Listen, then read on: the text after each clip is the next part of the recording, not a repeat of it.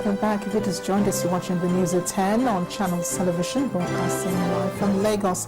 A reminder of our top stories. Federal government asks Nigerians to tighten their belts ahead of tougher economic challenges.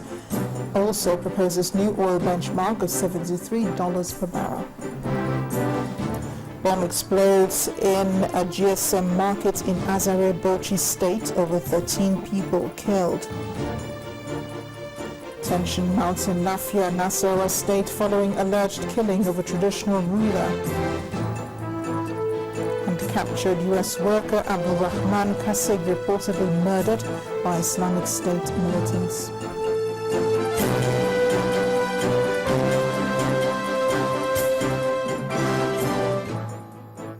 I'd like to remind you that you can always read up more on our top stories on our websites, channelstv.com, and on youtube.com/channelsweb. You can watch any of our videos.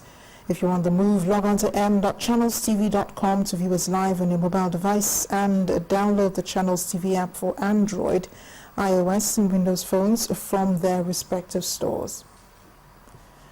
We also encourage you to interact with the Channels Eyewitness feature on our Android, iOS, and Windows 8 platforms. So if you have pictures or videos you'd like to share with us, tap the application on your device, swipe to reveal the Eyewitness menu, and follow the instructions.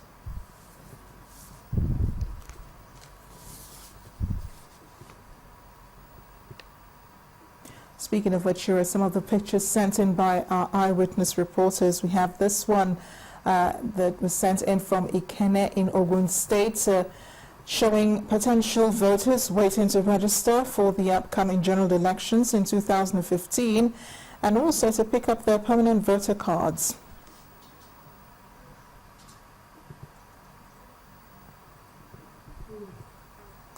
The second is from Iju in Lagos, showing a very similar scenario, people waiting to register. Senders of both pictures are appealing to INEC for an extension of registration days. Let's take a look at this one now. It was sent in from Lagos, showing the Bagada General Hospital, which is said to have been running on epileptic power supply for over 3 weeks now since the generating set packed up. Our Eyewitness reporter is pleading with the Lagos State government to attend to the situation. Finally is this picture from Ibafo in Ogun State of a woman backing a baby yet carrying a child, and also who child was also carrying a baby, all of them on a motorcycle. Quite a dicey situation there, a case of overload. But thank you so much, all our Eyewitness reporters, for sending in those pictures. We do appreciate them, so please keep them coming. We turn our attention now to security. It's been a dark Sunday for residents of Azare in Bauchi State, where a bomb exploded this evening, killing over 13 people. Eyewitnesses say the blast occurred at the container market where GSM phones are sold. It's a second attack in Azare in about a week. Just last week, a female suicide bomber detonated a bomb at a first-generation bank, killing over 20 people. Today's attack was also carried out by a female bomber who forced her way into the market before detonating the bomb. A source told our correspondent that angry youth of the market lynched the woman and another person believed to be the mastermind of the blast. The injured traders have been rushed to the Federal Medical Center located in the heart of the town. Azare is in the north of Bauchi State and is about 200 kilometers from the city. It's also the second largest town in the state. It's been attacked severally by terrorists since 2002 when Boko Haram's activities first began. Last month, only one explosion at Yankari Motor Park killed 13 people, injuring several others. In 2012, several commercial banks in the town were robbed and destroyed by terrorists in an overnight attack.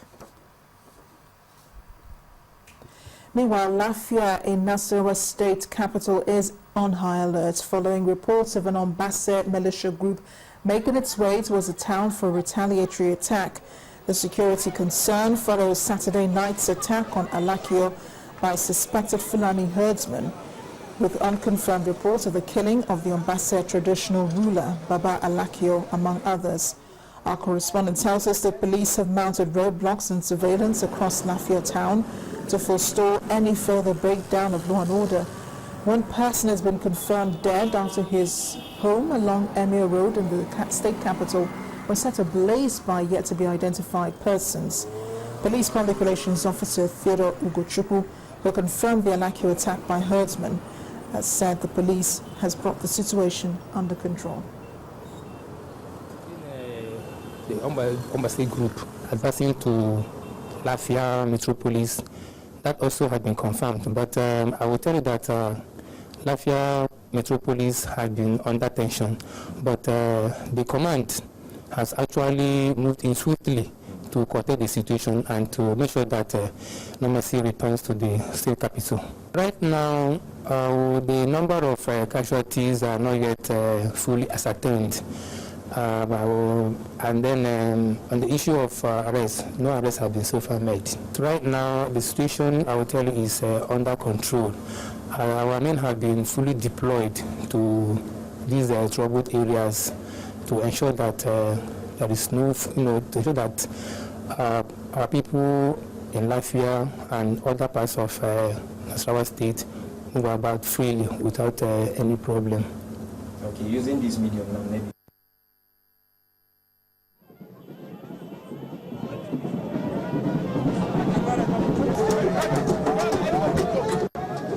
We're looking at pictures from earlier today. Nasarawa State Governor Al-Makura leading thousands of people in the state on a 7-kilometer peace walk in support of all internally displaced persons in the state. Now, that exercise, which began from the stadium along Jos Road down major streets of Lafia, ended up at the Presidential Lodge, where the governor addressed the crowd on the need for peace. He says it is another step towards appealing to all to give peace a chance. He talked to journalists later on the significance of the peace walk. The governor said that there are thousands remain internally displaced in Nasarawa state and that the walk is in support of them.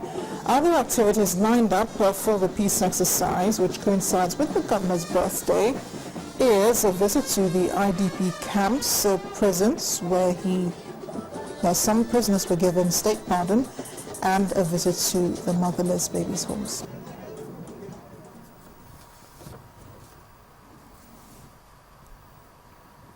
Moving to the southwest now, the recently impeached Speaker of the Ebonyi State House of Assembly is accusing the state executive of sponsoring his removal.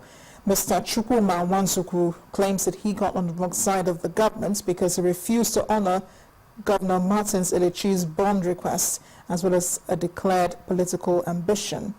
It will be the second time in 4 months that the Ebonyi State House of Assembly will be impeaching Mr. Wansuku after his initial removal in July was upturned by the courts. The placid town of Abakaliki, the Ebonyi state capital, betrays no hint of intense drama playing out in the State House of Assembly. In the eye of the storm is the impeached Speaker of the House, Honorable Chukwuma Wansuku, whose colleagues accused of gross misconduct, incompetence and misappropriation of funds. The Speaker had earlier been reinstated after being removed in July. The lawmakers insist that this time there is no going back on their decision. This House of Assembly came back from recess just on the 25th day of August, 2 months recess. 25th day of August, and you are declaring another recess on Monday the 10th of November to come back by 15th of December. So you find out that he's not prepared to work. If he's not prepared to work, we are elected and we swear to a constitution. We are bound by our oath of office and allegiance. It's still the same thing. What caused the former impeachment is still what caused this impeachment. You see, when you have a non-entity in place, you're bound to keep having problems. So we've been having these problems all before now. And this time around, all that ought to be done has already been done. All the T's crossed and all the I's dotted. So there is nothing in this particular word that is suggestive that this particular impeachment will fail. It is already a successful impeachment. However, at a press conference in Abuja, the nation's capital, Honorable Wansuku accuses the governor Martins Elechi-led executive of complicity in the plot to remove him. the issue of being specific that you are going to contest for House of Assembly or House of Reps, I think that one was not the main issue, because sincerely we discussed at length on so many issues. So he said anyone, like other persons, he's not even the only one that you say this is the one you must contest. If you know that you are going to win, which means if you know that you are going to win for any position, you go and buy the form. So when I decided to look for higher position, I think if you look at it very well, you know that I committed no crime in buying that form. The Ebonyi State House of Assembly saga has been playing out since March this year, beginning with the impeachment of the then Deputy Speaker Valentine Okike. Whether it will end with the removal of the incumbent Speaker remains anybody's guess.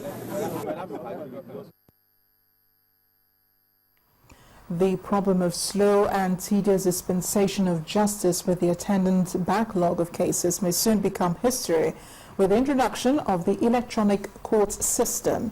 Known as the e-court system, the innovation launched by the Nigerian judiciary is an electronic-based case management system. A Chief Justice of the Federation, Aloma-Mukhtar, says the automated court is born out of the need to give Nigerians a judiciary system that's fast, simple and reliable. Our correspondent, Al-Makura, has the report. A common sight in many Nigerian courts are piles of case files before the judges. Lawyers also have to pause in the middle of their submissions in court for judges to take notes of their arguments. But all that will soon be a thing of the past as the Chief Justice unveils an electronic case management system. For the Chief Justice, the automation project is to improve court efficiency, access to justice, professionalism, and increase public trust in the judiciary.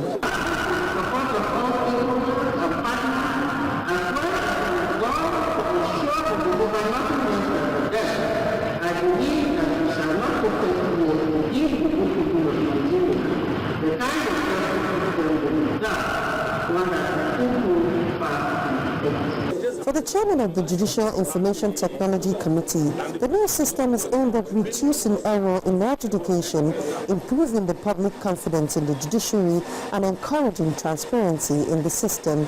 He explained that the electronic court system will solve the problems of slow and tedious dispensation of justice and the attendant backlog of cases.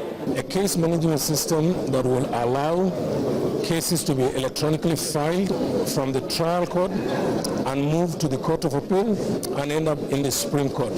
This data center is the backbone. Information will be backed up all over the nation to this data center. Even if in your state there is no light, there's light in the NJC. You have seen the power room, the backup rooms, so that it will continue working. That is the idea. The innovation has attracted support from the bar. Some senior lawyers welcome the development, saying if properly harnessed, it will take the Nigerian judiciary to greater heights. It's important that we move from, so to speak, analog to something that is a lot more digital than technology as far as processes are concerned, management of processes. And I think that is a very brilliant idea. I will be getting the details exactly of the functionalities of the system. And I'm fairly certain lawyers would make very good use of it, and the judges themselves, the justices themselves. It's a brilliant idea, and it's very welcome. Make things much quicker. Much quicker. I mean, it's the technology age, and we need to abide by that. About 16 courts are in the first phase of the project. These include the Supreme Court, the Court of Appeal in Abuja, the Abuja and Lagos Division of the Federal High Court, and the Federal Capital Territory High Court. Al-Makura, Channels Television News. When the news at 10 returns, the challenge of electricity supply and the consumers' frustrations. Please join us again.